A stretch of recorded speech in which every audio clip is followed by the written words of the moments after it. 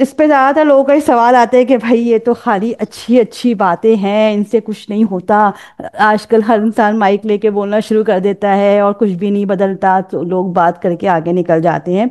I disagree. मैं ये मानती हूँ कि अगर आप सब लोग आज यहाँ मौजूद हैं ना, तो इसका सिंपल एक आपके पास रीज़न है कि you think you can be a better person. आप लर्न करके सीख के कोई बेहतर इंसान बन सकते हैं।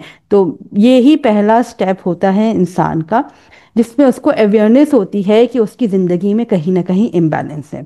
अच्छा, ये जो आपको को डिप्रेशन, एंजाइटी, गुस्सा और ये सारा गिल्ट और ये सारी चीज़ें जिनको सो कॉल्ड नेगेटिव इमोशन हम कहते हैं ना, वो हमें हमारी ज़िंदगी के अंदर हमारे एज एन इंडिविजुअल हमें बताती हैं कि कहीं ना कुछ इम्बैलेंस हो रहा है, कोई ना कोई चीज़ें बैलेंस से बाहर हो रही हैं, जब भी आपको ये चिड़चिड़ापन और अननोन सी उदासी ये सब चीज़ें हो रही होती हैं।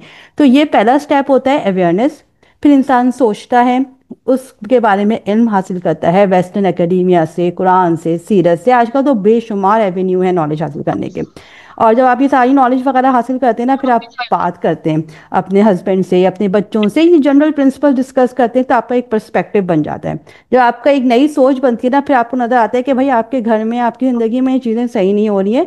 तो फिर आप ना पॉलिसीज़ बनाते हैं, कुछ स्ट्रेटजीज चेंज करते हैं कि ये कल वैल्यू हमारे घर में होनी चाहिए, ये वैल्यू मेरी ज़िंदगी में होनी चाहिए, ये पॉलिसी मुझे अपनानी चाहिए।